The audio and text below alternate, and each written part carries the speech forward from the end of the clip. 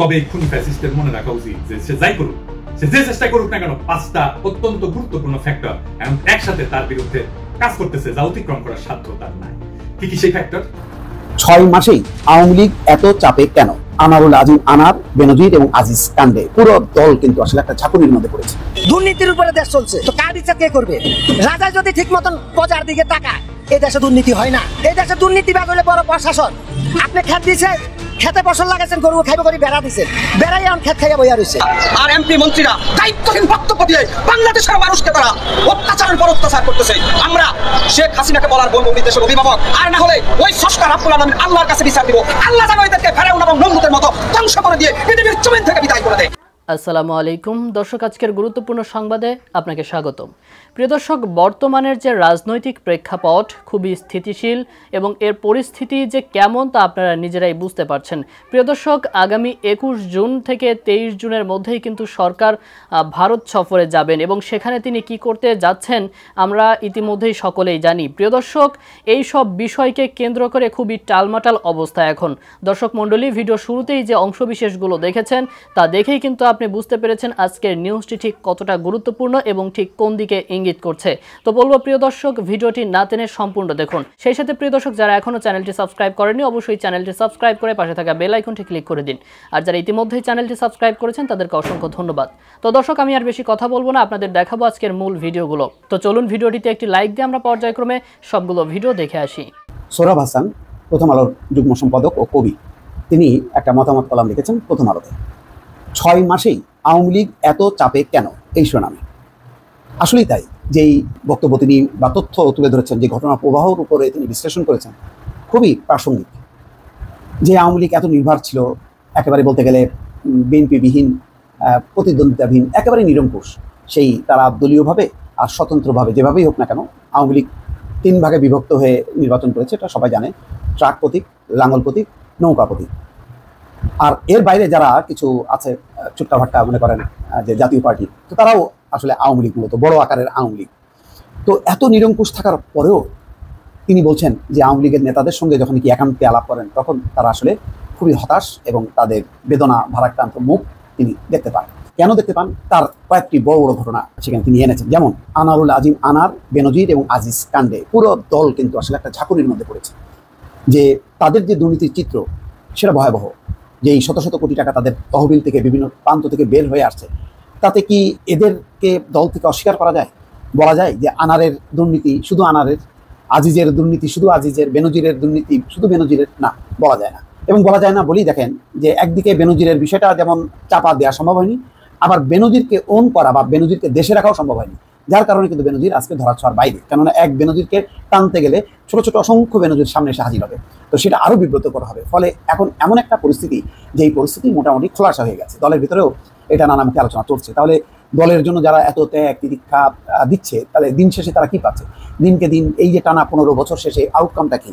দল কি খুব ভালো অবস্থায়? দল কি খুব শক্ত অবস্থায় থাকলো? দলকে নিয়ে কি গর্ব করার মতন কিছু থাকলো? না, থাকলো না।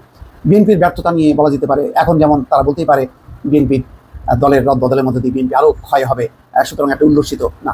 বিএনপির ক্ষয়, তার বিপরীতে কি আওয়ামী লীগের জয় হচ্ছে? এটা কি কেউ আওয়ামী লীগের যারা সত্যিকার ভালোবাসেন তারা কি বুকে হাত দিয়ে বলতে পারবেন? না, বলতে পারবেন না। তারপরে দেখেন নিত্যপণ্যের দাম আকাশ ছোঁয়া, লাগামহীন, এর কোনো কন্ট্রোলটাই নেই। এটাও কি দলের জন্য খুব স্বস্তিকর? না। কেন দল যারা করেন, আওয়ামী লীগ যারা ভালোবাসেন, শুধু তো আওয়ামী লীগের মুষ্টিমেয় যারা সুবিধাভোগী শুধু তারাই না, তাদের প্রতি নিবেদিত অসংখ্য নেতাকর্মী আছে সারা বাংলাদেশে যারা সত্যিকার অর্থে অন্তর দিয়ে আওয়ামী লীগকে ভালোবাসে। তো তারা যখন নাকি দারিদ্রের কাছাকাছি, যখন দ্রব্যমূল্যের এই ধরুন উল্লম্ফনে যখন নাকি নাজেহাল অবস্থা, তখন তো তাদেরও ভালো লাগে না। তখন তারা তাদের ভিতর থেকে প্রশ্ন আসে যে আমার দল কোথায়? আমার সরকারের এই অবস্থাটা কেন? আজকে তো সংহত থাকার অবস্থা, তো এই অবস্থা কেন? এটারও কোনো কিন্তু জবাব নেই। তারপরে বড় আকারে তারা প্রতিনিয়ত দেখছে যে খেলাপি ঋণ বেড়েই চলছে। আর খেলাপি ঋণ কারা? এটা কি সাধারণ মানুষ? এটা কি আওয়ামী লীগের সাধারণ নেতাকর্মীদের ঋণ? না, এটাতে বড় বড় ঋণ খেলাপি এবং এমন সব বড় বড় সব হোমরা চোমরা মাফিয়ারা যারা ক্ষমতার চারপাশে ঘুরছে, অথচ তাদেরকে নিয়ন্ত্রণ করা যাচ্ছে না। আর তাদের কারণেই ঋণ খেলাপি বাড়ছে। বৈদেশিক মুদ্রা রিজার্ভ না, বাড়ছে না এবং একটা সংকটে আছে। এই সংকটের কারণে মূল্যস্ফীতির কারণেই দ্রব্যমূল্যের দাম বেশি। তাহলে কবে এটা কন্ট্রোলে আসবে? কোনো লক্ষণ আছে? সেই লক্ষণও কিন্তু নেই। প্রবাসী আয় কি বাড়ছে? বাড়ছে না, বরং দিনকে দিন ঝাঁকুনি খাচ্ছে। যে রপ্তানি আয় সেটাও কিন্তু কমে যাচ্ছে। যেখানে ব্যবসায়ীরা নিজেরা শঙ্কার মধ্যে আছে, নিজেরাই একটা অস্বস্তির মধ্যে আছে, সেখানে বাড়তি যে বৈদেশিক মুদ্রার যে রিজার্ভ বাড়বে তার লক্ষণটা কোথায়? লক্ষণ তো নেই। তারপরে এই যে উপজেলা পরিষদ নির্বাচন ক্ষমতায় আসার পর উপজেলা পরিষদ নির্বাচন নেওয়ার পরে দেখা গেল যে সমস্ত জায়গায় এমপিদের কর্তৃত্ব, তারা কারো কথা শুনছে না, দলের কথা শুনছে না, এমপিদের রাজত্ব। এই লেখাতেও তিনি বলছেন যে এটা হচ্ছে একটা এমপি তন্ত্র প্রতিষ্ঠা হয়েছে দেশে, যাদের বাইরে আর কেউ নেই, তাদের অধীনে উপজেলা, থানা, ইউনিয়ন, প্রশাসন, পুলিশ সব কিছু। এই এমপি তন্ত্রের সঙ্গে আওয়ামী লীগের যে রাজনীতি, সেই রাজনীতির কি মিল আছে? মিল নেই। মার্কিন যুক্তরাষ্ট্রের সাথে কি সম্পর্ক স্বাভাবিক হলো? খুব একটা মনে করা যায় যে নির্বাচন আগে তারা অনেক চাপ দিয়েছিল, এখন চাপ নেই। কিন্তু কি হলো, ডোনাল্ড লু সম্পর্ক স্বাভাবিক করতে এসে তারা আজিজের উপরে স্যাংশন দিয়ে বসলো। ডোনাল্ড লু সফর শেষ করে মার্কিন যুক্তরাষ্ট্রে গেল, তারপরেই চলে আসলো জেনারেল আজিজের উপর নিষেধাজ্ঞা। এই ঘটনা কি প্রমাণ করে যে বাংলাদেশের সাথে যুক্তরাষ্ট্রের সম্পর্ক এগুচ্ছে? না, এগুচ্ছে না। তার মানে হচ্ছে অনেকগুলো প্রশ্ন আছে, যে প্রশ্নের কিন্তু মীমাংসা হচ্ছে না এবং সংকটের কিন্তু সমাধান হচ্ছে না। তো সব মিলিয়ে কিন্তু যে পরিস্থিতি এখন, যে দল এখন কোন দিকে যাবে, সরকার কিভাবে চলবে এবং সব কিছু নিয়ন্ত্রণে রাখা যাবে কিনা, মানুষকে উদ্বুদ্ধ করার মতন এমন কোনো কর্মসূচি আছে কিনা, এমন কোনো পরিকল্পনা আছে কিনা, সাধারণ মানুষ বুঝবে যে না, এই আওয়ামী লীগের উপরেই আমি ভরসা করতে পারি, তেমন কিছু আছে কি উপাদান? আওয়ামী লীগের নেতাকর্মীরা কিন্তু সাধারণভাবে খুঁজে পাচ্ছে না। দর্শক, কাটালানিরা ধরি, ওই আবার শ্বশুরবাড়ি ইন্ডিয়া যাচ্ছে, কেন যাচ্ছে সেটা আলাপ করে আসেন। তো ওই দ্বিতীয়বারের মতো ভারত যেতেছে। এর আগে 28 জন কসাই মোদী তৃতীয়বারের মতো সিংহাসনে আরোহণ উপলক্ষে দিল্লি গেছিল। আদভানির দয় মোটামুটি প্রথমবার মোদী পিএম হয়েছিল, সে ছিল কিং মেকার। এইবারে ভেতরের খেলায় এইবার আদভানি হইতে পারেন কিং মেকার। এই বিষয়টা টেপাইয়া কাটালানি আদভানির পায়ে পূজা দিতে গেছিল ভবিষ্যতের একটা ইন্স্যুরেন্স পলিসি হিসেবে। ভারতের আগেকার কোয়ালিশন সরকারগুলির মতো মোদীর তৃতীয় টার্মের সরকার অস্থিতিশীল হইলে এবং একই সাথে বাংলাদেশের অর্থনৈতিক গভীর খাতে পড়ে গেলে খুনি হাসিনার গদির গ্যারান্টি থাকবে না। ভারত সরকারের অন্তর্নিহিত অস্থিতিশীলতা তো সে আর ঠেকাতে পারবে না, তাই না? তবে নিজের গতি রক্ষার জন্য অন্তত টাকা পয়সা জোগাড় করার চেষ্টা করতে পারে। সেই উদ্দেশ্যে জুলাই মাসে কাটালানি চীনের দিকে রওনা হইতেছে অর্থ সংগ্রহের আশায়। ইতিমধ্যে সে ঘোষণা দিচ্ছে যে তিস্তা প্রকল্পের ঋণ সে চীনের কাছ থেকে নেবে, যেটা দামি ইলেকশনের আগে চীন প্রকাশ্যে চাইয়া বসছিল। ভারতের পররাষ্ট্র সচিব কিছুকাল আগে আইসা সেটাকে কাউন্টার করার জন্য ভারতীয় ঋণের প্রস্তাব দিছিল।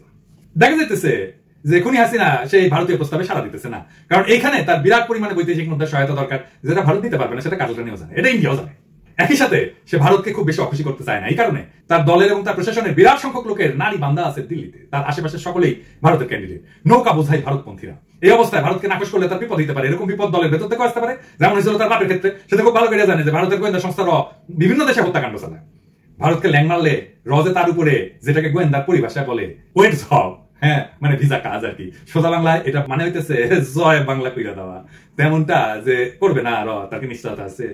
21শে জুন ভারতে একই মাসে দ্বিতীয়বার সফর কইরা সে দিল্লিকে বার্তা দিতে চাইবে যে চীনের কাছে সে যাইতেছে দেশের ভয়ঙ্কর অর্থনৈতিক অবস্থায় অর্থ সাহায্য পাওয়ার জন্য, যেটা অন্যরা দিতে পারবে না কিংবা দিবে না। এই কারণে চীনকে কিছু একটা কনসেশন দিতে হবে, কিন্তু সে ভারতকে ছাইড়া যাবে না, ভারতকেও খুশি রাখবে।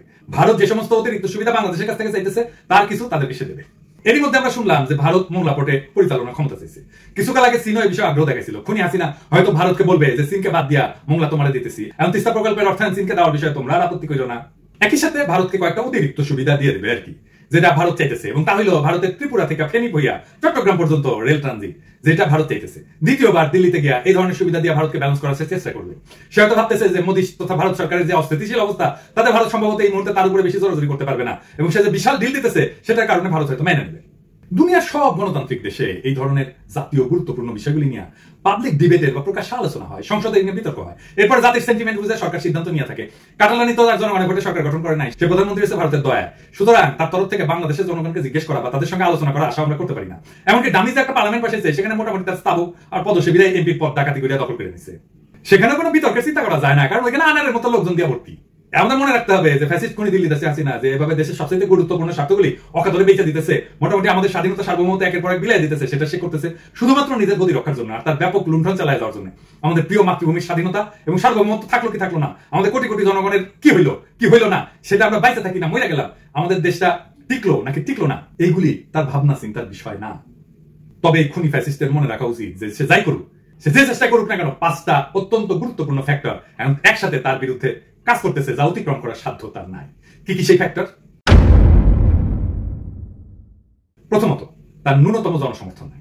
95% লোক গত ডামি নির্বাচনে ভোট দিতে না গিয়ে তার প্রতি অনাস্থা জ্ঞাপন করছে। 5% লোকের সমর্থন নিয়ে আসে কি আর বেশি দিন টিকে থাকতে পারে? দ্বিতীয়ত, সে এতকাল টিকে গেছে ভারতের বিপুল সমর্থন এবং সহায়তার কারণে। দিল্লিতে মোদীর গদি এখন অনিশ্চিত, টলমল করতেছে। মোদী নিজের কথা ভাববে নাকি হাসিনার কথা ভাববে? আগামী 5 বছর ধরে ভারতের কেন্দ্রীয় সরকার এক ধরনের অস্থিতিশীলতা চলবে। ভারতের পক্ষে আর সম্ভব হবে না আগের শক্তিমত্তা দিয়া এই খুনি ফ্যাসিস্টকে শক্ত হাতে গদিতে বসায় রাখা। আর তৃতীয়ত দেশের অর্থনীতি অবধারিতভাবে খাদের মধ্যে পড়ে যেতেছে। এইটাকে ঠেকানোর জন্য যে বিশাল পরিমাণে বৈদেশিক মুদ্রার দরকার সেটা পাওয়ার সম্ভাবনা শূন্য। 1997 সালে থাইল্যান্ডের রিজার্ভ শূন্যের কোঠায় নামা যাওয়ার কারণে দেশটা যখন গভীর অর্থনৈতিক বিপর্যয়ে পড়ে তখন IMF $17 বিলিয়ন একটা রেস্কিউ প্যাকেজ দিছিল। এরপরে দীর্ঘ 4 বছর লাগছিল অর্থনৈতিক দুরবস্থা কাটাতে। হাসিনাকে কেউ এই পরিমাণে অর্থ দিবে না, দিলেও তার হাতে 4 বছর টাইম নেই। অর্থনৈতিক সংকটের মধ্যে পড়া মানুষের পিঠ ইতিমধ্যে দেওয়ালে ঠেকে গেছে। এতদিন মানুষ পথে নামে নাই, কিন্তু এখন এক্ষুনি হাসিনা তাদেরকে আটকে রাখতে পারবে না। এইবার ভারতের পোশাক কুত্তাগুলি জনগণের বিরুদ্ধে মাঠে নামার সাহস পাবে না। চতুর্থত, আগের টাইমগুলোর তুলনায় এই টাইমে মোদী সরকার অপেক্ষাকৃত দুর্বল হওয়ার কারণে আমেরিকা এই অঞ্চলে চীনকে ঠেকানোর জন্য ভারতকে ব্যবহার করার যে কৌশল এতদিন চালাই গেছে সেটা আর তারা সেভাবে চালাই যেতে পারবে না। জয়শঙ্কর তো হুঙ্কার দিত মাঝে মাঝে, তাই না? ইতিমধ্যে সুর পাল্টা মিমি করে কইতেছে যে চীনের সাথে তাদের যে সমস্ত অমীমাংসিত বিষয় আছে আপোষে মীমাংসা করে ফেলবে। ওর সুর কলে ছিল যুদ্ধন্দি, হ্যাঁ, আপোষের সুর নেমে আসছে। আপোষের সুরে কইতেছে যে ভারত চীনের সঙ্গে সীমান্ত বিরোধ সমাধানের প্রচেষ্টা করবে, তাই আমেরিকা কিন্তু বেশ নাকশ হয়েছে। তো যদি আপোষ মীমাংসাই করে তাহলে আমেরিকা ভারতকে চীনের বিরুদ্ধে কিভাবে দাঁড় করবে? আবার ইন্ডিয়া কইতেছে ভারতের চীন ঠেকানো কর্মসূচি থেকে সরে আসা উচিত। দেখেন, এখন বলতেছে যে রিসেট করতে হবে রুল অফ গেম, হ্যাঁ, সাউথ এশিয়াতে। সুতরাং চীনকে যদি আমেরিকা ঠেকাইতে চায় তাহলে নিজেদের সরাসরি মাঠে নামতে হবে, চৌকিদার দিয়ে কাজ হবে না, নইলে এই অঞ্চল তাদের হাতছাড়া হয়ে যেতে পারে। গত দামি নির্বাচনে আমেরিকার ভূমিকা শেষ পর্যন্ত যাই হোক না কেন, এইবার তার মূল স্বার্থের বড় ধরনের আঘাত লাগতে পারে যদি সে চীনকে মোকাবেলার জন্য নিজে মাঠে না নামে। আমেরিকা কিন্তু হাসিনাকে নির্বাচনের আগে ছাড় দিছিল, কিন্তু আমার মনে হয় না যে একেবারে ছাইড়া দিছে। যাই হোক, সেটা তাদের ব্যাপার। তারা বাংলাদেশে গণতন্ত্র মানবাধিকারের বিষয়টা ত্যাগ করে নাই বলে আওয়াজ দিতেছে, বলে হ্যাঁ ফিরে আসতেছে। আবার তারা কিন্তু খুব ভালো করে জানে হাসিনার সবচেয়ে দুর্বল জায়গাটা কোনটা, হাসিনার কোন কোন জায়গায় ব্যথা, এটা করে তারা জানে। পরিমাণে দুর্নীতি করছে বাংলাদেশের 100 বছরের ইতিহাসে তার তুলনা পাওয়া যাবে না। ডেটা মিলাইয়া আমেরিকা বুঝাই দিছে যে কাটালানির কোন জায়গায় চেপে ধরবে। ডোনাল্ড ভারতের নির্বাচনের পরে এই বিষয়টা খোলাসা করে দিচ্ছে। দেখেন, 5 নাম্বার বিষয় হচ্ছে যে খুনি হাসিনা চীনের দরজায় টেকার জন্য হাত পাতলেও চীন ভালো করে জানে যে সে হইল ভারতের 1 নাম্বার কেনাগুলো। গভীর অর্থনৈতিক সংকটে অন্য কোন উৎস থেকে বড় ধরনের সহায়তার ইঙ্গিত না পাইয়া সে অনন্য পাই হইয়া চীনের কাছে হাত পাচ্ছে। তা না হইলে সে ভারতের সাথে আগের মতোই ঘষ্টাঘষ্টি চালাই দিত। এছাড়া চীন ঠিকই জানে যে এই মাতারি সম্পূর্ণভাবে গণবিচ্ছিন্ন, সুতরাং তার উপরে চীনের দীর্ঘমেয়াদে নির্ভর করার কোনো প্রশ্নই ওঠে না। চীন হয়তো বাংলাদেশে তার প্রভাব অধিকতর বিস্তার করার উদ্দেশ্যে খুনি ফ্যাসিস্টকে স্বল্পকাল ব্যবহার করবে, কিন্তু কোনো অবস্থাতেই তাকে দীর্ঘকালীন মিত্র হিসাবে গণ্য করবে না। খুনি হাসিনার গত 15 বছরের শাসনে এইবারই প্রথম একটা বিশেষ অবস্থা বিরাজ করতেছে। কি অবস্থা? তার মাথার উপরে আর কোন শক্ত অভিভাবকের ছায়া নাই। এরকম একটা বিরূপ অবস্থায় সে আর আগে পড়ে নাই। বৈরী জনগণ, ভয়াবহ অর্থনৈতিক সংকট, অস্থিতিশীল মোদী সরকার, অবন্ধুসুলভ আমেরিকা, সুযোগ সন্ধানী চীন, ঘরের কাছে মায়ানমারের যুদ্ধ, সেন্ট মার্টিনের জনগণকে রক্ষা করতে না পারা ইত্যাদি সামনাসামনি তাকে সাহায্য করার মতো বলিষ্ঠ কোনো হাত না থাকায় সে একটা কঠিন পেজ গিতে পড়ছে, যার থেকে আসে উদ্ধার পাওয়ার কোনো উপায় নেই। তার দ্রুত পতন এখন অনিবার্য হয়ে উঠছে। খুনি হাসিনার অবৈধ সরকার এই মুহূর্তে যে কি নাজুক অবস্থায় আছে সেটা সেন্ট মার্টিনসের সাম্প্রতিক ঘটনাতে বোঝা যায়। দর্শক মণ্ডলী, আমি আশা করছি আজকের ভিডিওটি আপনি খুব মনোযোগ দিয়ে দেখেছেন। আর এই ভিডিও সম্পর্কিত যদি কোনো তথ্য বা মতামত থাকে তাহলে অবশ্যই কমেন্ট করে জানাবেন। এতক্ষণ ভিডিওটি দেখার জন্য ধন্যবাদ। আজকের মতো নিউজটি ছিল এটুকুই। ফিরছে আগামী ভিডিওতে নতুন কোনো টপিক নিয়ে। আল্লাহ হাফেজ।